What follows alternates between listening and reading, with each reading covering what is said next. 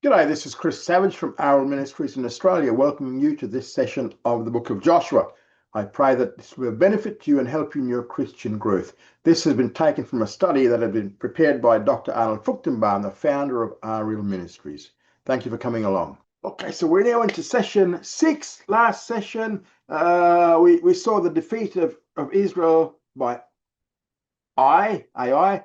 They fixed a problem brought about by the sin of Achan. Remember, Achan stole some stuff from Jericho, which he shouldn't have done because Jericho was under the ban, under the Kerem curse. And so Israel had to cleanse themselves of Achan and his family by executing them to cleanse the Israel of sins.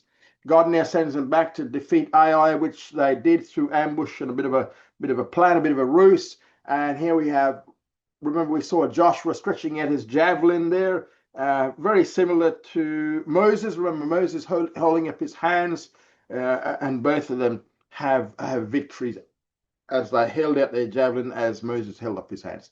Very similar to Moses. Anyway, so in obedience to God, God now gives Ai, the city, into Joshua's hands. The army slaughtered by and the city's inhabitants are all killed because this city is also under the Kerem curse, under the ban. It's devoted to God for destruction. However, the livestock and cattle, they can be prey for Israel, which we're going to see that they'll take. So what we see here is army slaughtered, cattle, people are slaughtered, cattle and all the cattle and spoil are all taken by Israel because God said they could do this, because Ai wasn't, sorry, not Ai, I wasn't under the Kerem curse to the extent that Jericho was. And so Joshua burnt Ai and he destroyed it. Ai's king was captured. He was hanged in a tree until sunset when he was removed and buried. And with the destruction of Ai, Israel have now moved from the edge of the promised land where they destroyed Jericho and in the Jordan Valley, right now to the center of the country and into the hill country, which is now much more strategic for them to continue their domination of the land. And the taking of both Ai and Bethel meant that the hill country of Ephraim was now in Israelite hands, which allows for the next event to occur, which is where we're going to pick it up. And we're going to pick it up in where we see that chapter 8, verse 30 to 35, where we're looking at the covenant of Mount Ebal. Mount Ebal. Now, so what we see here is after the victory of Ai, Joshua now took time to fulfill certain instructions Moses had provided in Deuteronomy. And so the narrative of the book of Joshua moves from describing external events, such as battles now, to an internal event that was more spiritual in nature. And the account of this event is covered in verses 30 to 35, beginning in verse 30, with the building of an altar. Then Joshua built an altar unto Jehovah, the God of Israel, and the place he built it was in Mount Ebal. And the fact that they can go up there unopposed shows that with the taking of Ai and Bethel, they have now control of the hill country of Ephraim. And this also shows Jewish control over the city of Shechem, because the city here lies between Mount Ebal and Mount Gerizim. But notice here, there's no record of any fighting or war with Shechem. Now, in all probability, in the rules of ancient times, Shechem was already recognized as belonging to Israel by right of conquest, which was true ever since Genesis chapter 34. Back in Genesis 34, when two sons of Jacob, they slaughtered the inhabitants of Shechem. And then from then on, it was recognized to belong to the Israelis by right of conquest.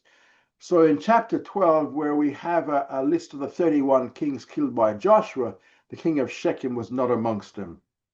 What they now do was in fulfillment of the command of Moses given in the book of Deuteronomy, in Deuteronomy 27, verses 1 to 8, Deuteronomy 27, 1 to 8. Moses had commanded that Joshua build an altar upon Mount Ebal for setting up the covenant after crossing the Jordan River. So he's crossed it, we're there. And verse 31, we have the basis for building the altar, which is the command of Moses. Here we go, verse 31.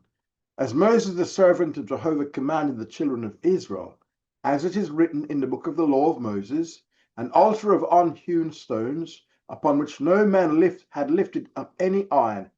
And they offered thereon burnt offerings unto Jehovah and sacrificed peace offerings. So back in Exodus 20, verse 25, specific instructions were given as to what an altar to God should look like. And Joshua made sure that the altar at Shechem was built according to these specifications. Now, these offerings are the same as those offered at Mount Sinai back in Exodus 20, verse 24. So Mount Ebal was to serve as a reminder of the covenant made at Mount Sinai. Then in verse 32, we are told about the copy of the law. First of all, the writing. And he wrote there upon the stones a copy of the law of Moses. And the witnesses are, which he wrote in the presence of the children of Israel. Now, in rabbinic tradition, they claim that normally the term Torah Moshe, the law of Moses, denotes both the written law and the oral law which Moses received. Now, the sages claim that God gave both laws to Moses. Therefore, the verse continues, which he wrote. This is rabbinic tradition, all right? To show that his verse here only refers to the written Torah. So from the biblical perspective, though, only the written law was ever given by God to Moses. And now it has to be copied onto these stones. And then in first part of verse 33, we're told about the congregation's presence. Congregation, here we see, it says, and all Israel and their elders and officers and their judges. And their position was that they stood on this side of the ark and on that side of the ark before the priests, the Levites, that bear the ark of the covenant of Jehovah. And then we have some inclusions here, because we have, it says, as well as the sojourner as the homeborn, meaning both Jews and Gentiles who came out from Egypt with them. And the verse again mentions sojourners, stating that they were among the Jews, meaning they traveled with them. And second part of verse 33, we're told about the division of the tribes and the two mountains. It says half of them in front of Mount Gerizim, and the 6 tribes before Mount Gerizim were Simeon, Levi, Judah, Issachar, Joseph, and Benjamin.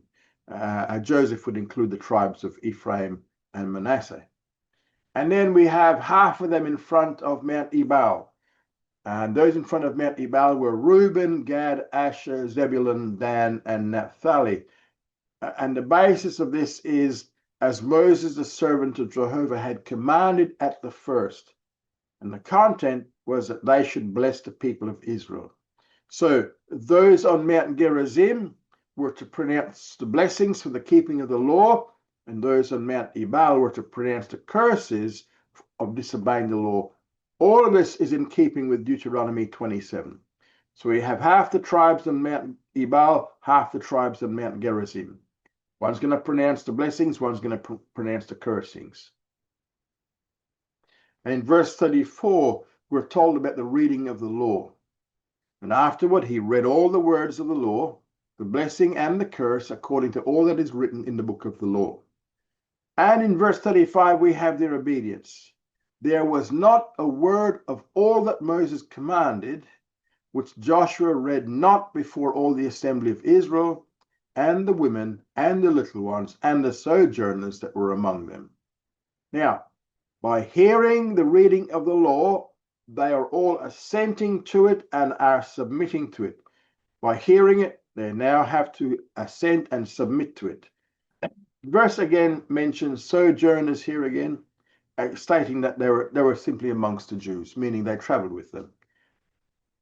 Now, according to, again, this is just some rabbinic stuff. According to rabbis such as Radak, these were Gentiles. So scripture uses the expression traveled to connote that these Gentiles decided to travel with the Jews and convert to Judaism after hearing of the wonders which God wrought for the Jews.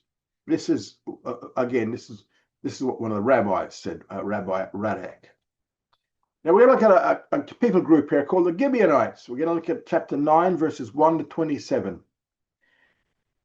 Now the political context we're going to see in verses 1 and 2. Verse 1 describes the hearing, and it came to pass when all the kings that were beyond the Jordan, so the phrase beyond the Jordan is used some 17 times in the book of Joshua. Sometimes it's used of the east bank of the Jordan, or what we call the Transjordan. Sometimes it's used of the west bank of the Jordan, which is what we call the Cisjordan. So Transjordan east, Cisjordan west. And this context here is using of the Transjordanian side, right, which is the east side. And then it says, and in the lowland is the Shephelah, Shephelah,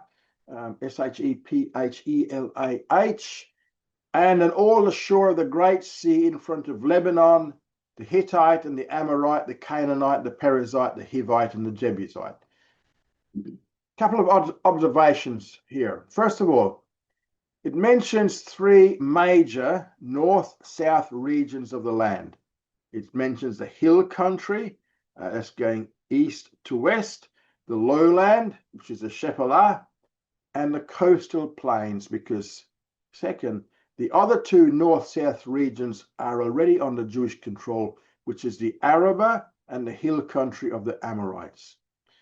So when they heard thereof, and the expression heard thereof is similar to what we shall find again when we get to chapter 10, verse 1, and in chapter 11, verse 1. Both of those will be preludes to war, okay? When they heard thereof will be preludes to war. And so is this one here essentially. This is a prelude to war.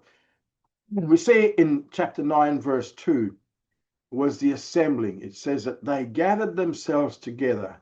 And why did they do that? It was to fight with Joshua and with Israel. And it says that they were all with one accord. So this is a different response than that which we read earlier back in chapter 5, verse 1.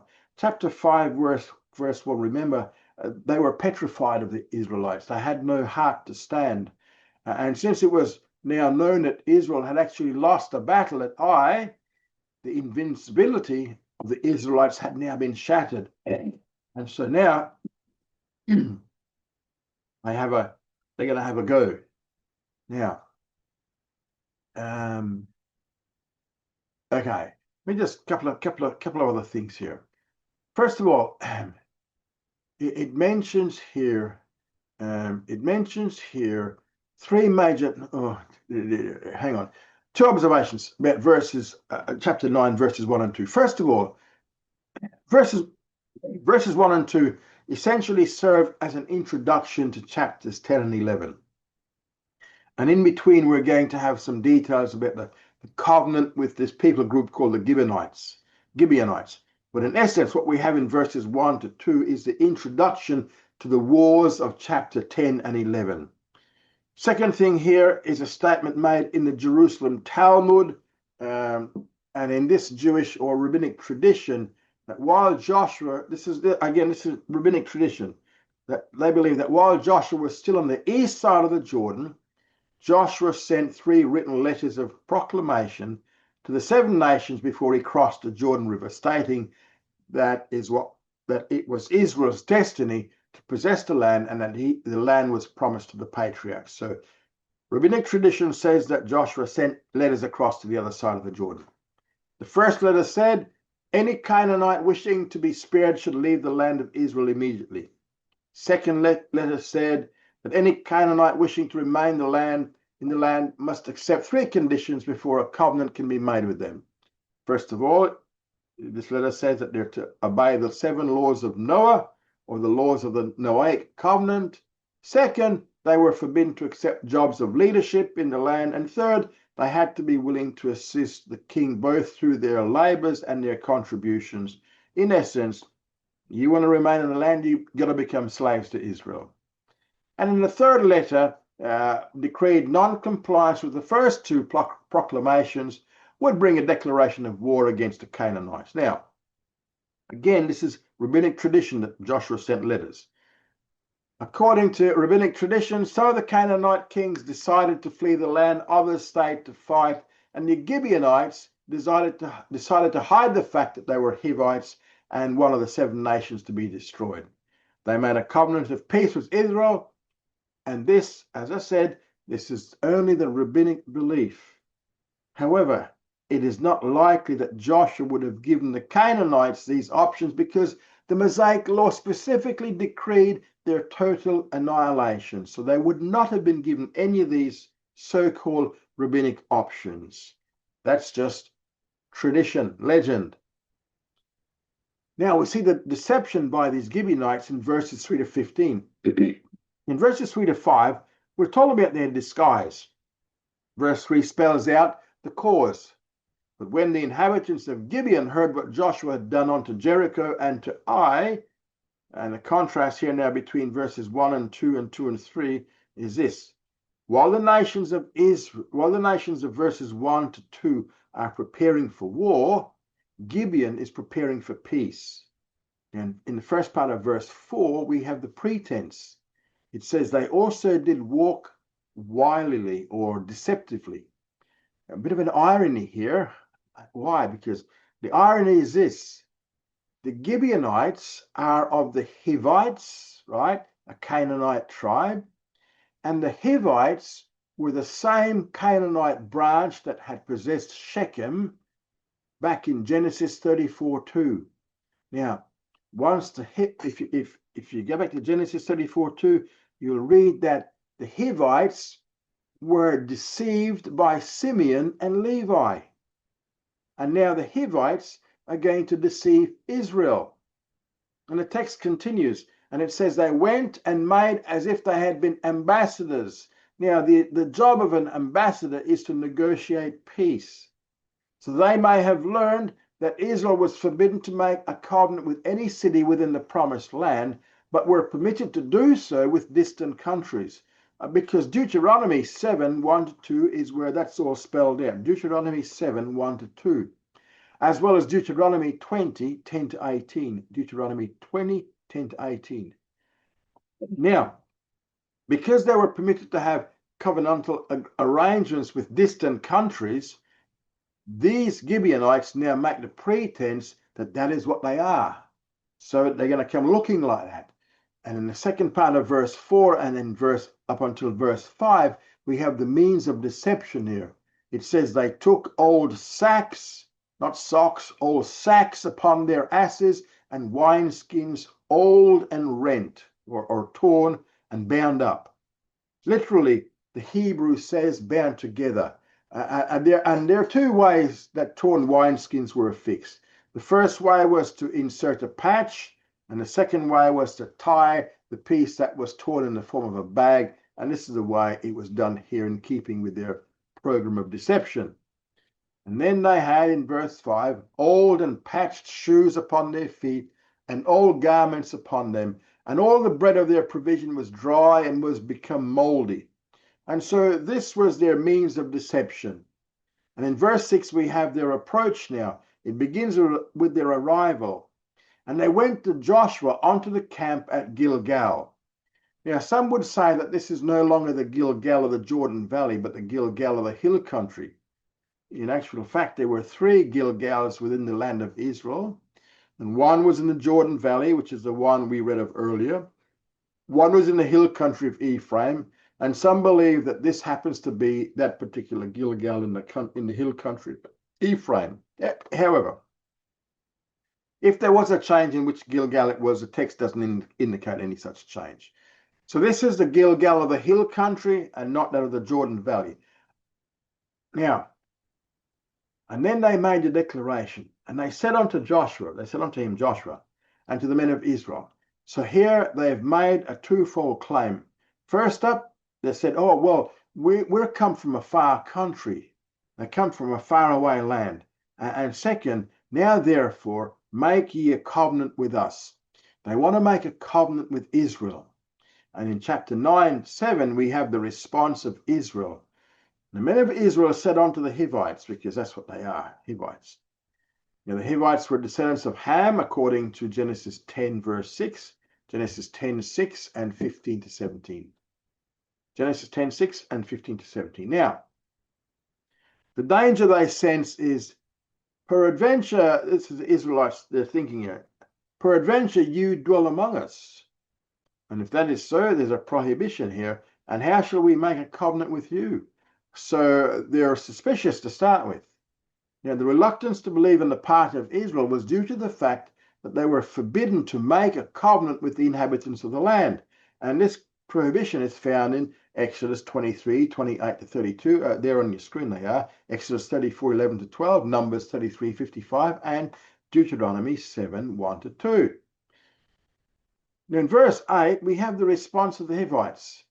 And the claim is, or the Gibeonites, and the claim is, and they said unto Joshua, we are your servants. Now, this is the third claim. And the third claim is that they are willing to become vassals of Israel. The first claim was that they came from a faraway land. The second, they want to make a covenant. But now, thirdly, they would add that they wish to become the vassals of Israel. We are your servants. And in the second part of verse 8, we have the questioning by Joshua. And Joshua said unto them, who are you? What's your actual national identity? And from whence come you? What is the land that you're coming from? So Joshua wanted more information regarding the national identity of these people and the land of their origin. And in verses 9 to 13, we have the answer of the Gibeonites. And they said unto him, verse 9, well, he now deals with the origin here. We come from a very far country. Your servants have come. And then in verse 9b to 10, we have the reason. First of all, because of the name of Jehovah your God, we have heard the fame of him and all that he did in Egypt. So what they're saying is, because of the way that they're saying this here is, because of the way that they phrase it, this may actually imply they may even wish to convert to the God of Israel, the way it's said here. And this is followed by a second reason in verse 10. And all that he did to the two kings of the Amorites that were beyond the Jordan, to Sihon, king of Heshbon, and to Og, king of Bashan, who was at Ashtaroth. So the Gibeonites well knew what the God of Israel had done on behalf of Israel. I mean, that's why they want to make a covenant. Now, three observations we can see here. First of all, they only mention the event that happened in the distant past, like those in Egypt 40 years earlier, and the more recent events in the Transjordan, the two kings of the Amorites.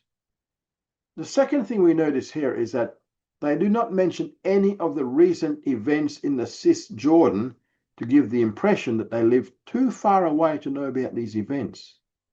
And the third observation is to notice here that these are the very same two events that Rahab mentioned to the two spies that caused her conversion.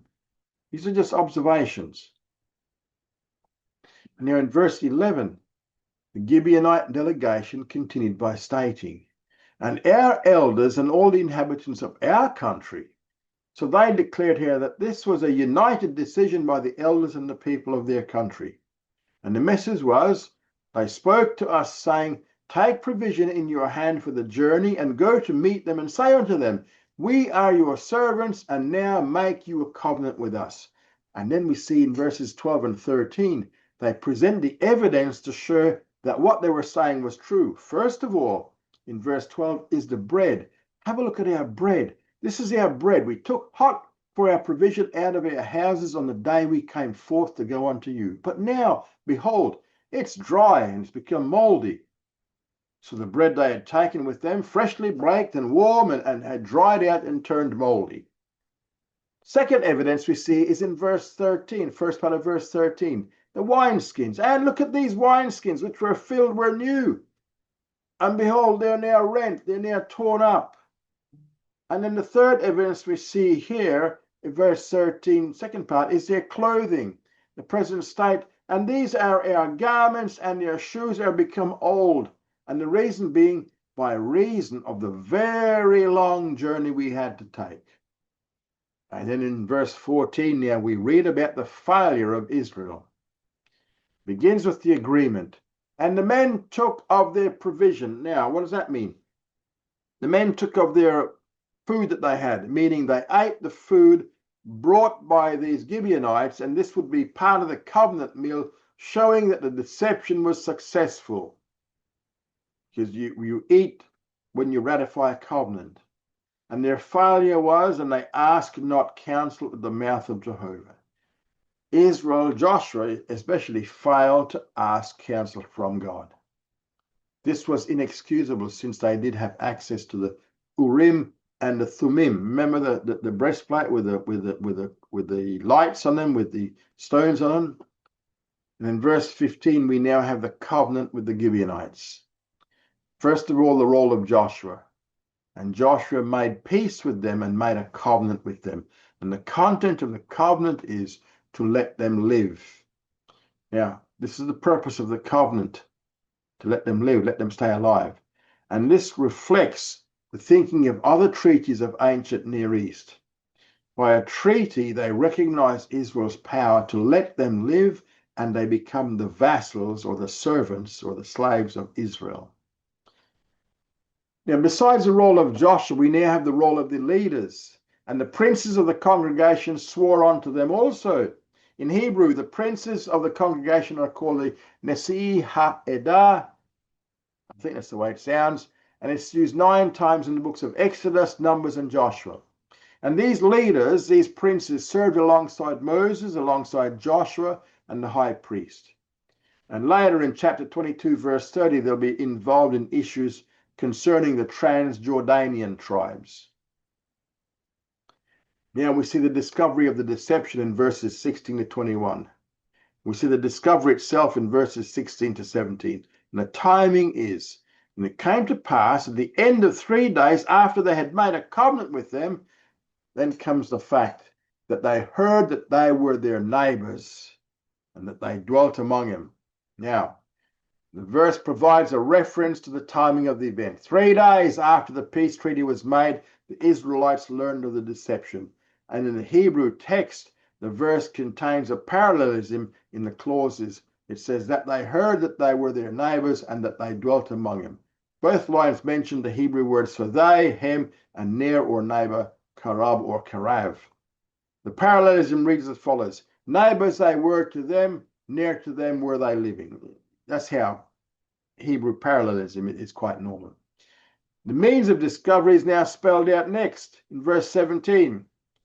And the children of Israel journeyed and came unto their cities on the 3rd day. Near their cities were Gibeon and Shapira and Beeroth and Kiriath Jearim. So they got conned. The Israelites were consolidating their hold in the hill country of Ephraim, and as they were traveling through the conquered territory, they discovered that the people with whom they had made a peace treaty 3 days earlier were actually local residents. And the verse goes on to list the cities of the Hivites, with Gibeon obviously being the leader of the deception. All 4 cities were located in the tribal territory of Benjamin. And in verse 18, we have the results of this discovery. First up, and the children of Israel smote them not. Why? Because the princes of the congregation had already sworn unto them by Jehovah the God of Israel. So the oath was made in the name of Jehovah, and therefore it had to be kept, as we see in Leviticus 19, verse 12. And second, all the congregation murmured against the princes. As leaders, they should have shown more discernment and sought the will of the Lord, but they didn't. And here we see the wilderness motif had been turned upside down. Why? Because in the wilderness, the leaders were justified while the congregation was guilty. Here, the congregation is justified in what they're saying while the leaders are at fault. So it's a bit of a turnaround. And then in verses 19 to 21, we have the response of the princes. There were 2 responses here. The first response is in verses 19 to 20. But all the princes said unto all the congregation. And first of all, what we have here is they point out the oath in verse 19. The issue here is, listen, we have sworn unto them by Jehovah the God of Israel. And the result of that is now, therefore, we may not touch them because we've made a covenant before Jehovah. And in verse 20 is the requirement, which is the fulfillment of the oath. This we will do to them and let them live. And the reason is, lest the wrath of God be upon us, lest the wrath be upon us. Having sworn in God's name, they cannot now go against his word. Otherwise, God's wrath will be upon them, as in fact will happen later on the kings in the days of David, because of the sins of Saul, which we'll one day we'll see in 2 Samuel 21. The sins of Saul in 2 Samuel 21. Now, Hebrew word for wrath is ketsev in the book of Joshua. It's used only one more time, and that is in 22 verse 20. 22:20, which in 22:20 is going to be a reference there back to Achan's sin back in chapter 7. So what does this show? Well, this shows that the wrath they were trying to avoid was the wrath that came upon Israel because of the sin of Achan, which was a military defeat. And so what they're saying is, lest wrath be upon us because of the oath which we swore unto them. Therefore, they need to keep their word, whatever the cost. And in verse 21, we have the second response there. And the princes said unto the people, it said unto them, let them live. So they became hewers of wood and drawers of water unto all the congregation, as the princes had spoken unto them. Now, the covenant agreement kept Israel from annihilating them, but because they became, by that same covenant agreement, vassals of Israel, they can put them into this slave labor category. So they've now made them slaves. And here we see the status of the Gibeonites in verses 22 to 27. It begins in verse 22 and 23 with the declaration of Joshua. And the call is, and Joshua called for them, then came the declaration, and he spake unto them, saying. So now it begins an accusation with their act. Wherefore have you beguiled us? And that was a lie, saying, we are very far from you, when the truth is, when you dwell among us. Why have you lied to us? Why have you beguiled us by saying this? And the result is, first of all, the curse in verse 23. Now, therefore, you are cursed. And second, the means of the curse, and there shall never fail to be of you bondmen, both hewers of wood and drawers of water. The venue is, it's going to be all done for the house of my God. So the Gibeonites here would never be released from their subjugation to Israel. In other words, they now specifically became hewers of wood and drawers of water for the tabernacle. Now, according to Deuteronomy 29, 10 to 11, Deuteronomy 29, 10 to 11, this job was for the lowest class of people, cutting wood and drawing water. It was for the lowest class of people. So by making them the slaves of the tabernacle, it now removed the Gibeonites from becoming a threat to Israel or a temptation to Israel to follow their idolatry. Their work would be carried out in conjunction with the tabernacle, where they would be exposed to the worship of the one true God on a daily basis. And it was this temptation to idolatry that was the main reason why no covenant was to be made with the inhabitants of the land. Now the temptation hath been removed by virtue of their enslavement to the tabernacle. Therefore, by this curse, they can avoid violating their covenant with the Gibeonites by letting them live. And the tabernacle system of sacrifices and immersions required a great deal of water and wood, and these would now be provided by the Gibeonites. In verses 24 to 25, we have the response of these Gibeonites. Verse 24, they give the reason for their deception. It was based on what they had heard. And they answered Joshua and said, because it was certainly told thy servants how that Jehovah thy God commanded his servant Moses, that was the first thing, to give you all the land, and second, to destroy all the inhabitants of the land before you. So the result of this knowledge was this. Therefore, we were sore afraid for our lives because of you, and have done this thing. So when they learned that the God of Israel would give Joshua all the land and destroy its inhabitants, they feared for their lives. And for the Gibeonites, this was a strategic move in order to stay alive, and therefore they really cannot be faulted. They just wanted to stay alive. And the answer of the Gibeonites showed the fulfillment of the prophecies of Moses as he gave them in Exodus 15, 14 to 16, and Exodus 23, 27 to 28, Deuteronomy 2:25 and Deuteronomy 11:25. They're there on your screen. And this was that God would go before the Israelites and put terror into the hearts and minds of the nations around them. And here in verse 25, we have the submission of the Gibeonites. And now behold, we are in thy hand, as it seems good and right unto you, to do unto us, do.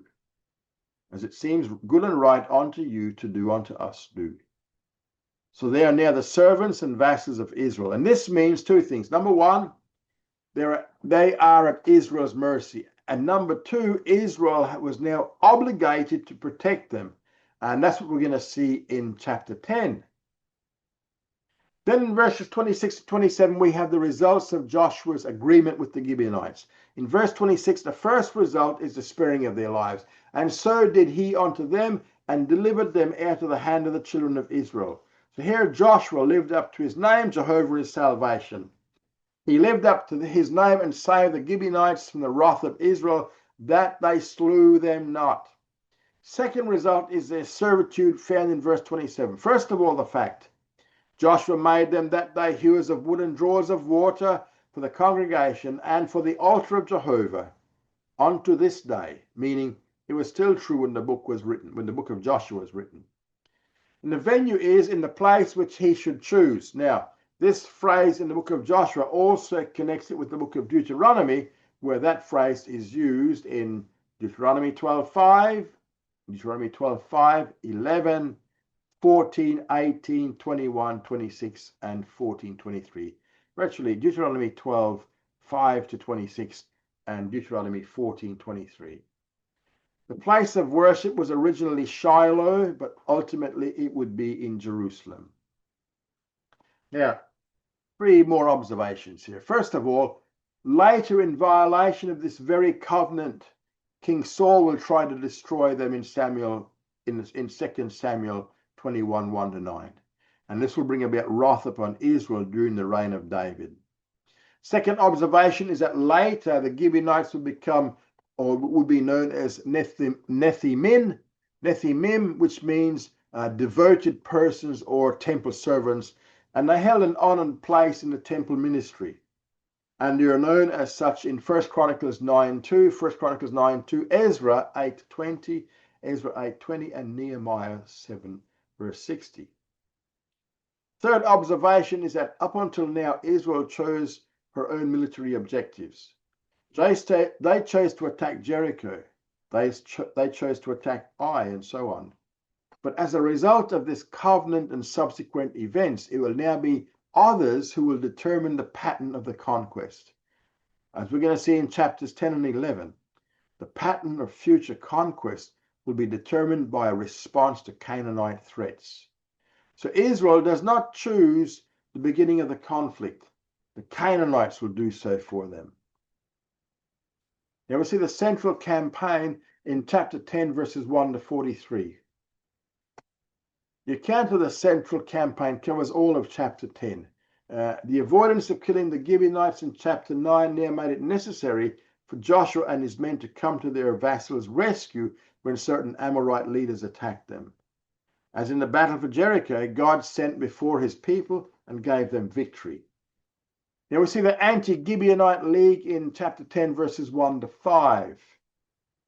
Here we have a report about Israel's victories in Jericho and Ai. It reached the king of Jerusalem. Now verses 1 to 2 gives us the action of this king.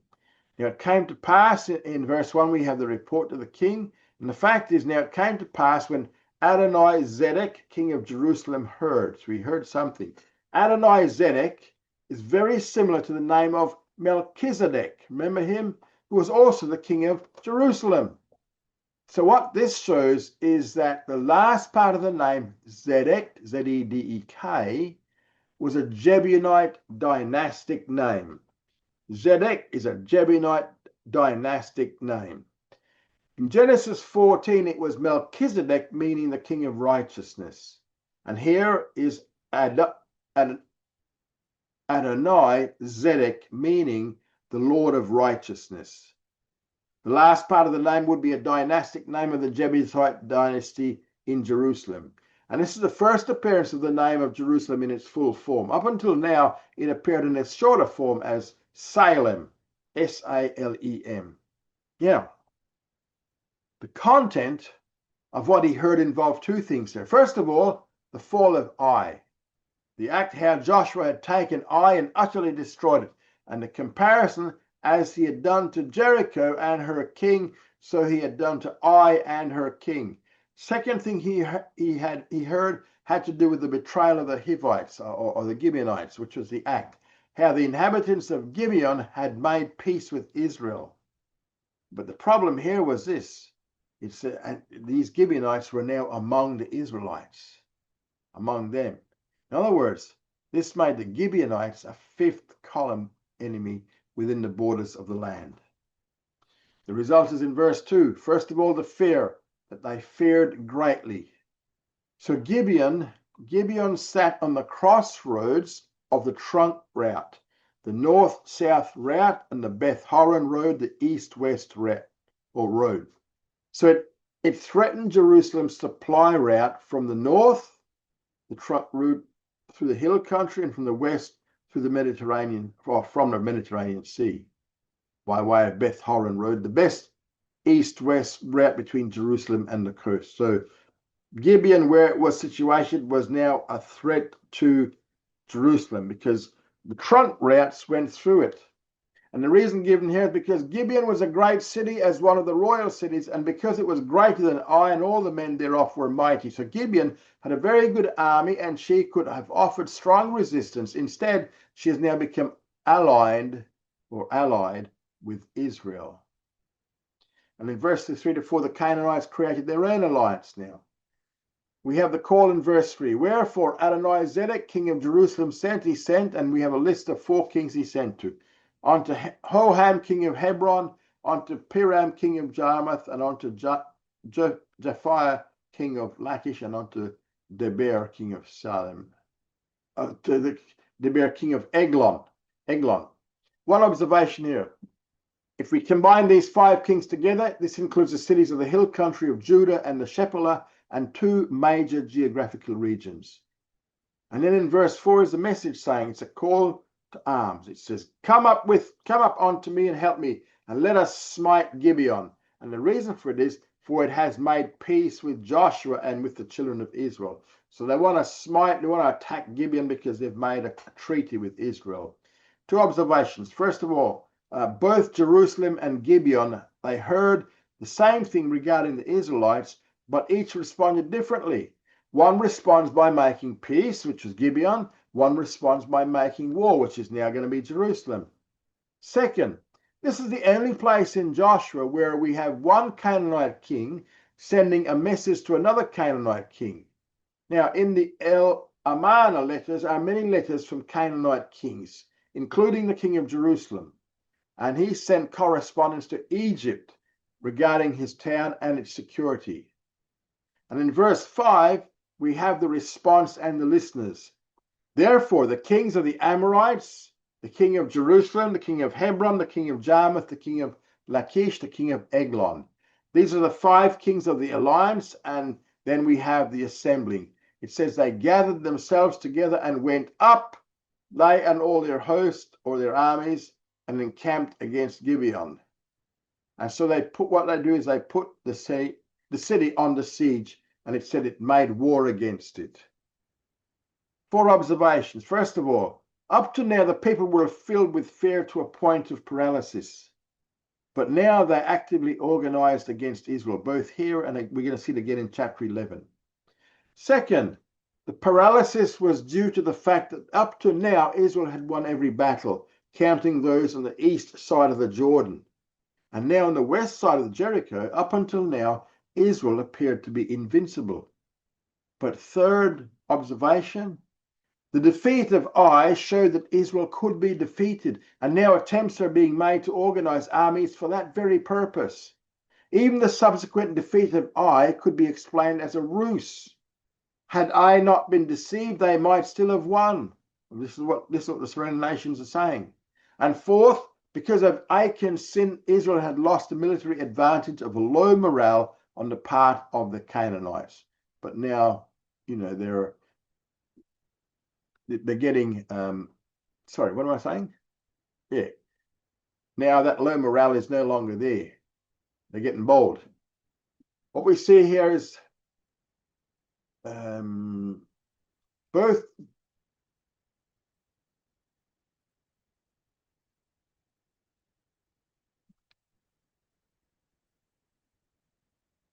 Did we just do this? Excuse me. No, we didn't. I read verse 5. Anyway, that's the slide for verse 5. Okay. Let's move on. We see the call of Gibeon in verse 6. Verse 6 renders the response of Gibeon to the imminent attack of the alliance of Canaanite kings. And the men of Gibeon sent unto Joshua to the camp to Gilgal, saying, Slack not thy hand from thy servants. Come up to us quickly and save us and help us. For all the kings of the Amorites that dwell in the hill country are gathered together against us. And so what we see here is the Gibeonite messengers had to cover about 25 miles to get to the Israelite camp at Gilgal. That's about I don't know, 40 kilometers. And we see now, we're going to see the battle from verse 7 to 27, but we're only going to see it from verse 7 to 11 here. We're going to see the miracle of the hailstones. So in response to the Gibeonites' appeal for help, Joshua now came to their aid. In verse 7, we have the ascent of Joshua. So Joshua went up from Gilgal, he and all the people of war with him, and all the mighty men of valor. And in verse 8, we have the divine message. And Jehovah said unto Joshua, and then we have the encouragement here. Fear them not, for I have delivered them into thy hands. There shall not a man of them stand before you. Verse 9, we have the attack. And first of all, it's a surprise attack. Joshua therefore came upon them suddenly. And the reason that it was a surprise attack was the means, because it says he went up from Gilgal all the night. Now, this march from Gilgal was approximately 30 to 40 kilometers. 20 to 25 miles, all done at night time. Also, it was all uphill from something like 300 meters or 1,000 feet below sea level to about 760 meters or 2,500 feet above sea level. So it was an uphill climb all the way. This would have been totally unexpected by the king of Jerusalem and the anti-Gibeonite League. And therefore, they were attacked suddenly and caught off guard. They would never have expected Joshua to have done this at night and travel so far at night. In verse 10, we have the great slaughter. And we have the two strategies here. And Jehovah discomfited them before Israel, and he slew them with a great slaughter at Gibeon, and chased them by the way of the ascent of Beth Horon, and he smote them to Azekah and onto Makkedah. Now, God carried out the first strategy in this slaughter as he threw the Canaanites into confusion. Israel carried out the second strategy and defeated the enemies militarily at Gibeon. Those who escaped the attack, they pursued along the road going up to Beth Horon. There were two towns by the name of Beth Horon, Upper Beth Horon, Lower Beth Horon, separated by about 2 miles. The Israelites cut their enemies down all the way to Azekah and Makkedah for a distance of about 40 kilometers or more, about 25 miles or more. Now the rabbis, again, this is rabbinic legend, rabbinic tradition. The rabbis consider Azekah as part of Judah's allotment, and it is near the Vale of Elah in the Shephelah. We don't know where Makkedah is. Not sure where it is. Nobody knows where it is. This verse simply summarizes the entire geographical territory in which the battle took place. And the subsequent verses are going to provide us the details. Now, a little bit of a map there for you, just to show you. I was going to say, oh, hang on. Yeah, you can't see my pointer. You can see Jericho was the first battle, and went to Ai, and then they get a Gibeon now. This is part of a larger map found in the commentary on Joshua. Now, verse 11, we're told about the hailstones. First of all, the timing. It came to pass as they fled from before Israel while they were at the descent of Beth Horon, that Jehovah cast down great stones from heaven upon them onto Azekah, and they died. And there were more who died with the hailstones than they whom the children of Israel slew with the sword. At the Beth Horon descent, God came to Israel's aid by hurling these large hailstones down on the enemy. 3 observations here. First observation is the miraculous nature of the victory.